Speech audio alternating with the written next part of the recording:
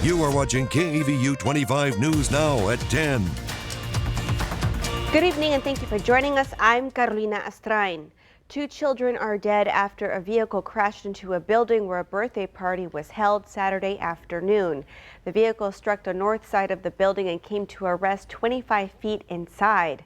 There were a total of 15 victims, including adults and children. 9 of them were transported to area hospitals by ambulance or medical helicopter with serious or life-threatening injuries. 3 children and 6 adults were transported. Several others were transported by private vehicles to area hospitals. Among the dead are an 8-year-old girl and a 5-year-old boy who are siblings to each other. The 66-year-old woman who was driving the vehicle will not be identified at this time. She is in police custody for operating while intoxicating, causing death. Additional criminal charges will likely be brought against the driver as the investigation proceeds. At this time, investigators continue to process the evidence at the scene. The scene was described by first responders as extremely chaotic. The Monroe County Sheriff's Office is the lead investigating agency. House Speaker Mike Johnson's job could be on the line after Democrats helped him get a $95 billion foreign aid package across the finish line. Included in the bill, long sought after additional aid for Ukraine as it fights its war with Russia. The last time the House approved standalone aid for Ukraine was in December of 2022, when Democrats still controlled the chamber.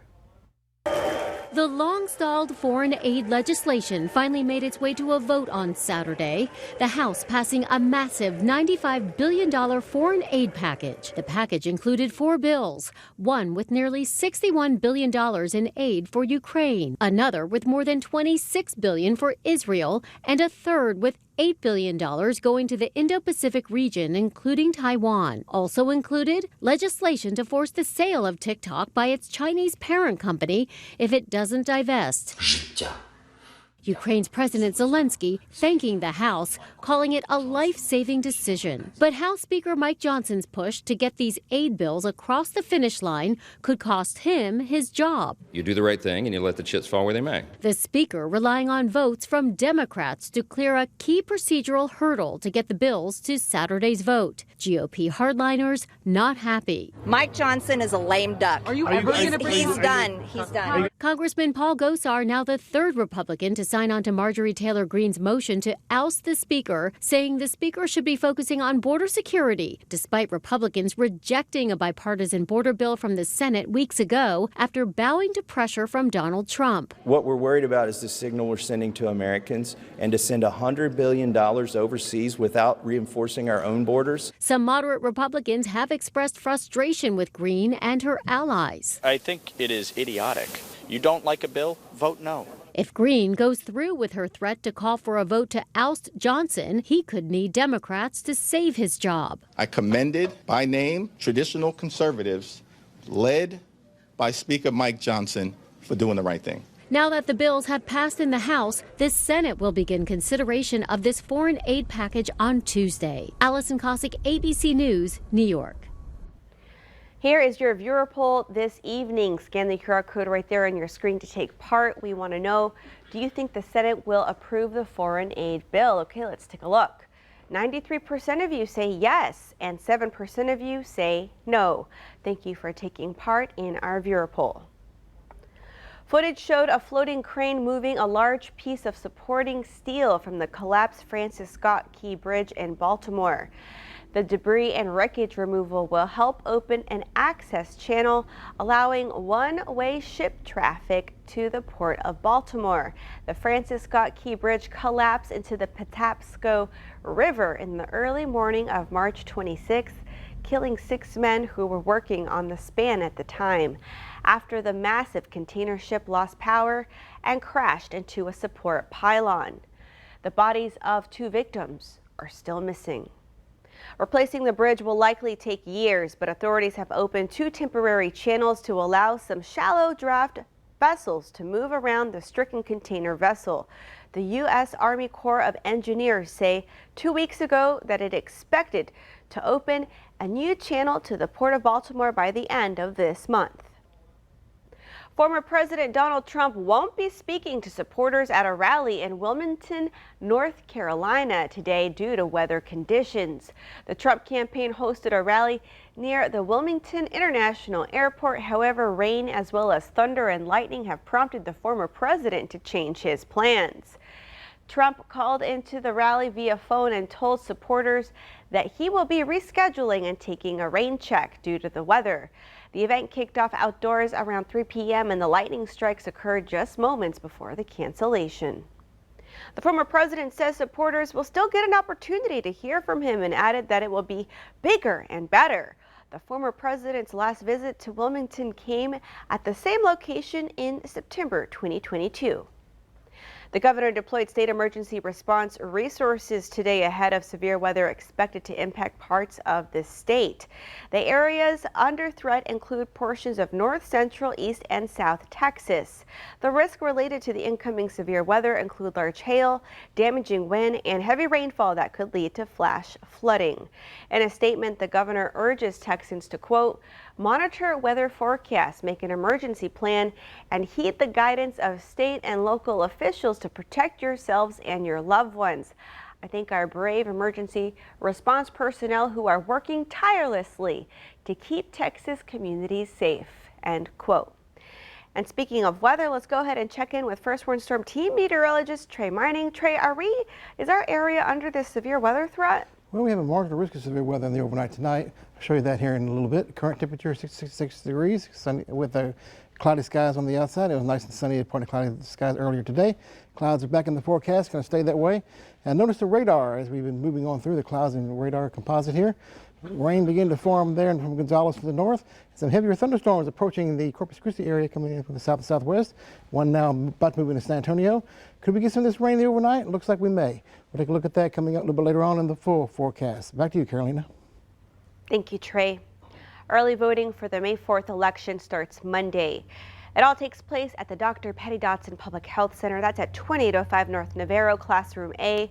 Early voting hours for the first week are Monday through Friday, 8 a.m. to 5 p.m. and polls are open the following Monday and Tuesday, April 29th and 30th from 7 a.m. to 7 p.m. Voters will see a Board of Trustee race in District 2 for Victoria ISD. Incumbent Bridget Marshall is the Victoria College Department Chair of Humanities and English instructor. She says she plans to use her 20 years of education for this role. In July 2023, she was appointed District 2 trustee. Marshall faces Andrew Rakovich. He's a project manager. Rakovich once served as president of the Victoria Young Republicans. In March, he was under fire for a social media post that many deemed anti-Semitic. Rakovich apologized and said the post was poorly thought out. He says he wants to ensure inclusivity and representation for all in the community. In the race for District 3 City Council in Victoria, we have April Butler running against Woodrow Wilson Wagner II. Butler is a local business owner. One of the issues she wants to address is retaining first responders. She says she has a plan to increase pay for first responders without raising taxes.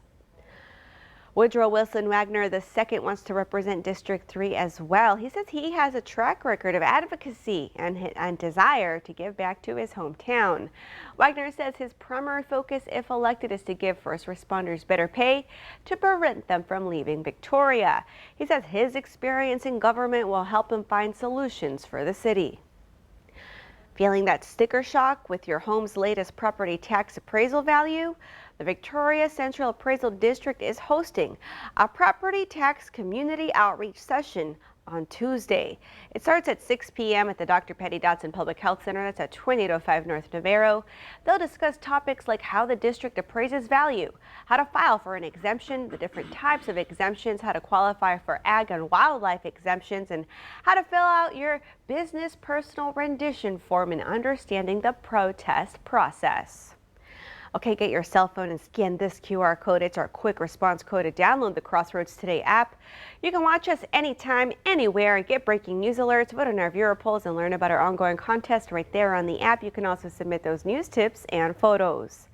Remember, subscribe to our YouTube channel, Crossroads Today. Hit that like button and click the notification bell. The time is now 10:10 on our Saturday evening. Coming up, Riverside Park now has a dog park known as Riverside Park.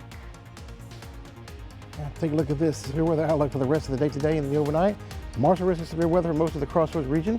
Slight risk of severe weather from Beeville southward, where there's a heavy thunderstorm occurring in the south of San Antonio as we speak. Rain headed our way in the overnight. What about tomorrow? It'll be much cooler. That's definitely a plus. Take a look at that coming up in your forecast.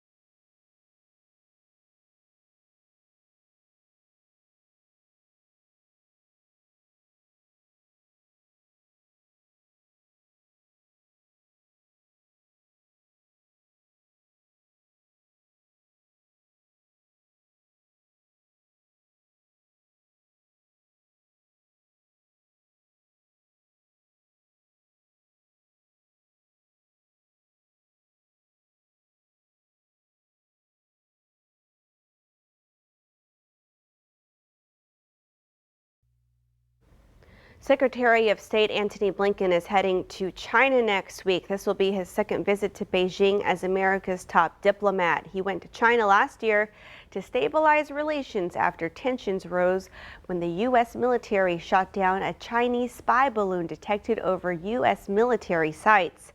A State Department official says Blinken will meet with senior Chinese officials in both Shanghai and Beijing during his two-day visit that begins on Wednesday. The trip comes as the wars in Gaza and Ukraine continue and North Korea remains a threat in the region. The United States is especially concerned about Beijing's support for Russia during its ongoing conflict with Kyiv.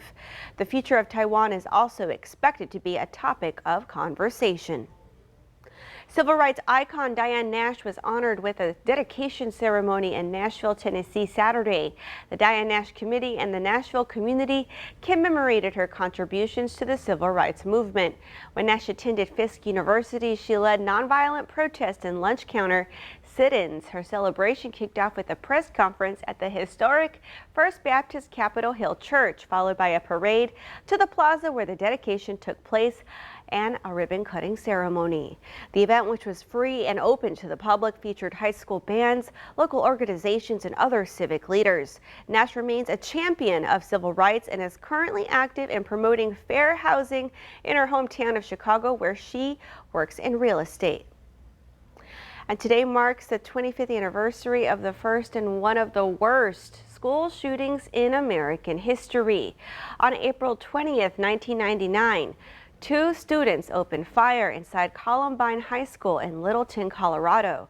12 students and 1 teacher died during the shooting before the gunmen took their own lives. At least 20 others were wounded in the rampage. At the time, it was considered the deadliest high school shooting in U.S. history. Today also marks the 14th anniversary of the explosion on board the Deepwater Horizon oil rig in the Gulf of Mexico that killed 11 workers and led to the largest oil spill in U.S. history. The rig, which was leased by the BP Oil Company, was located off the coast of Louisiana in waters almost 5,000 deep when the explosion occurred. It was later determined that the blast was caused by the failure of a concrete core installed by contractor Halliburton that was meant to seal the well. That failure allowed natural gas to travel up to the Deepwater Horizon's riser and reach the platform. The rig eventually sank on April 22nd, rupturing the riser and allowing an estimated 210 million gallons of crude oil to spill into the Gulf. It's also estimated to have killed more than 80,000 birds and almost 26,000 marine mammals. For more on today's stories, come to crosswordstoday.com. Don't forget to submit your birthday wishes. We'll read them live on 25 News Now Sunrise. And you can also submit a local military hero. Once again, what we're looking at here, I want to remind everyone, marginal risk of severe weather in the overnight tonight. Slight risk from Beeville southward. Watching storms in the overnight tonight, so be weather aware. We'll give you the details coming up in your full forecast.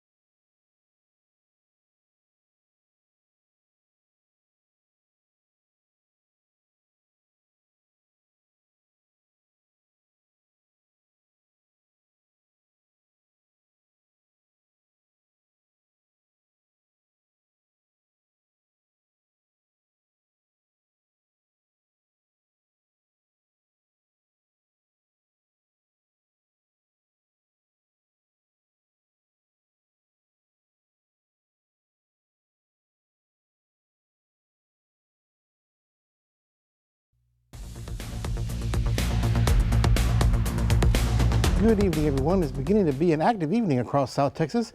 More on that here momentarily. 86 degrees was the high today, low 70 degrees, above normal on our normal low and normal high. No rain as of yet. The rain chances are on the increase. Look at this. Front moving on through. It's kind of stationary over the region right now. 60s and 70s from Victoria southward. Behind the front, it falls to 60s, so quite a bit of a temperature difference along the boundary line, which encompasses right along US 59 currently. And with this boundary in place that promotes lift in the atmosphere, that's why we're keeping the rainfall and thunderstorm chances in our forecast. Look at the future temperatures. We're falling into the 50s coming up early tomorrow morning. Trust me, it's there. It'll be nice and cool tomorrow morning. Better enjoy it while we have it, because the hot times of summer are not that far away. All winds pretty much turn to the north, except right along the coast now. And that's going to continue to bring that cool air in for your day tomorrow and through your day on Monday, before the winds turn around the south and bring back the tropical moisture again and bring back the humidity. Looking at the state of Texas, of course, main action of storms was well to our north, beginning to sink southward now. So that's why we're concerned about some thunderstorms we're rolling on through. Probably after about 10, 11, or 12 in the evening, and in the overnight tonight, we'll see the storms rolling on through. Nothing severe as of yet. No thunderstorm watches or warnings or tornado watches or warnings currently. So that's definitely good. We'll be watching it because there is that slight marginal risk of severe weather through parts of the crossroads. So we'll keep tabs on that for you, and you need to be weather aware, of course.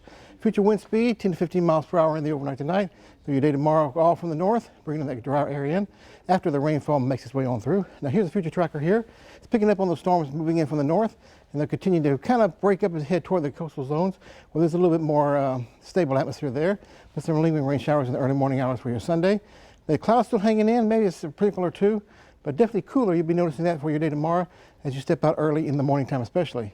Okay, Victoria, thunderstorms in the overnight. Should be out here by 9 a.m. or a little bit earlier than that. Cloudy skies still remaining. Maybe some peaks of the sun coming up by tomorrow afternoon. Highs in the 60s. Feeling nice, fresh, and cool. Looking forward to that. And same thing at Port Lavaca. Highs near 70 degrees by 3 o'clock in the afternoon. Northerly winds at 10 to 20 miles per hour. And Cuero about the same as well. Lows in the 50s. In the 60s for high, mid-60s or so by 3 o'clock. Northerly winds.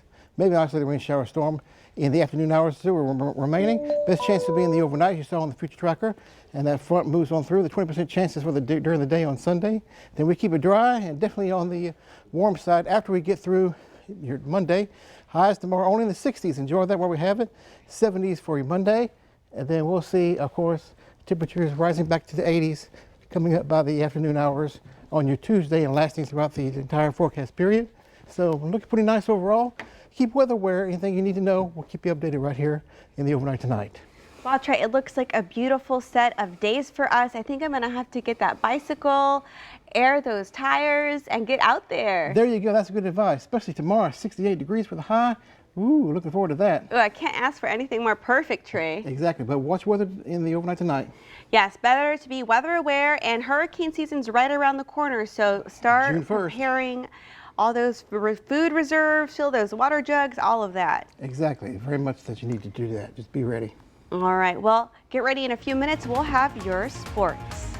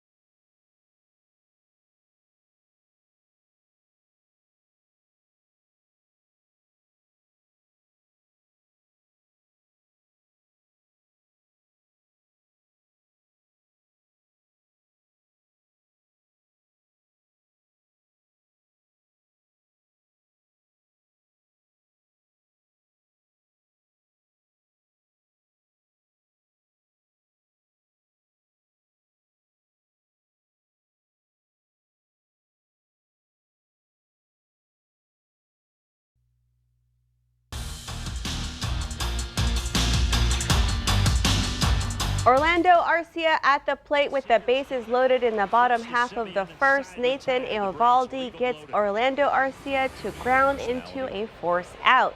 Marcel Ozuna is out at second, ending the scoring threat. Josh Smith rips one to left for a base hit that brings in Adolis Garcia for the go-ahead run.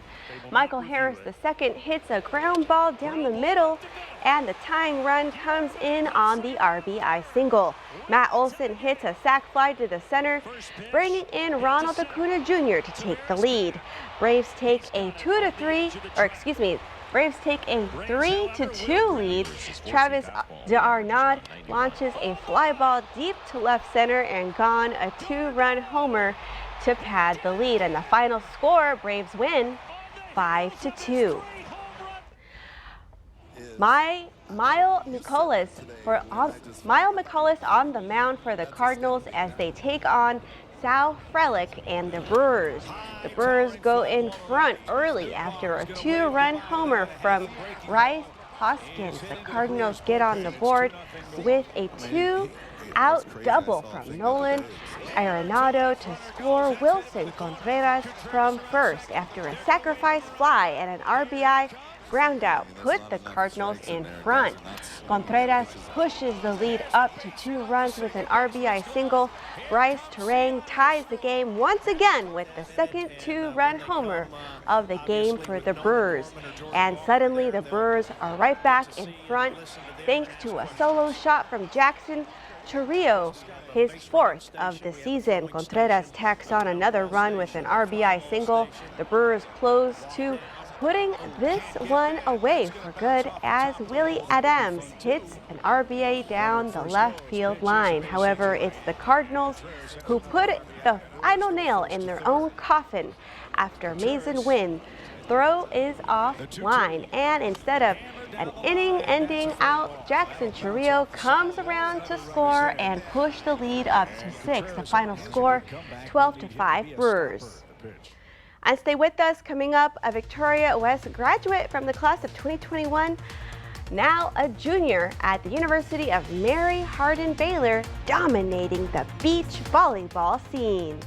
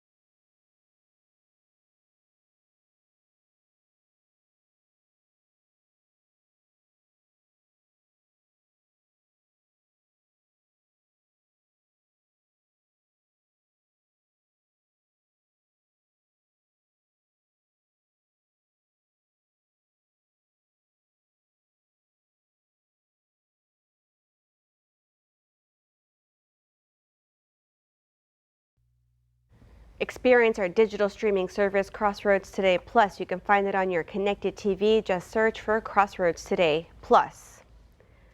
Check out Aliana Rojas, a Victoria West graduate from the class of 2021. She is now a junior at the University of Mary Hardin Baylor, dominating the beach volleyball scene. Last weekend, Elena and her team crushed it at the AVCA National Championships in Florida, taking home the first place title. Not only that, but Aliana also earned the All-American title in her division. She's a proud UMHB student, a PT major, and a grad school hopeful.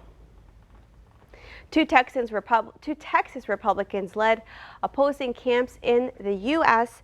House debate over foreign military and civilian aid that passed Saturday. You can read this story by the Texas Tribune on our website. That's right there at crossroadstoday.com.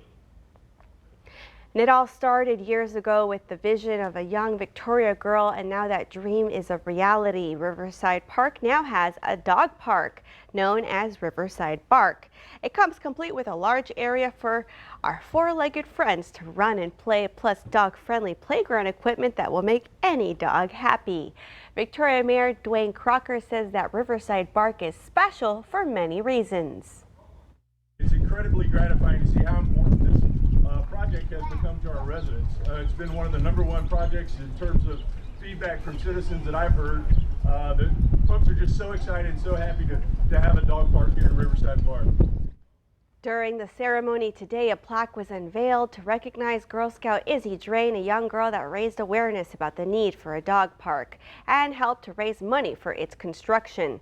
Drain passed away in 2022. Wow, Trey, that was such a beautiful kind of circle, a full circle moment for this story. I remember Izzy Drain being right here in our studios talking about her passion for the dog park. Well, it's good to see it come to fruition. It is fabulous. It is spacey.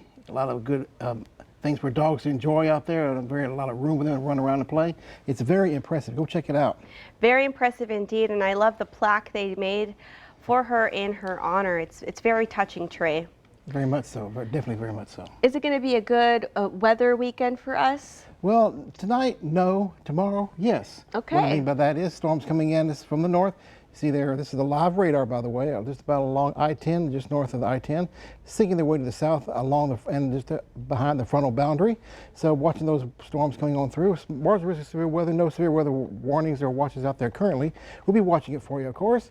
Then the front moves through, things clear out, and we have a nice day tomorrow. Highs only in the 60s. Check that out.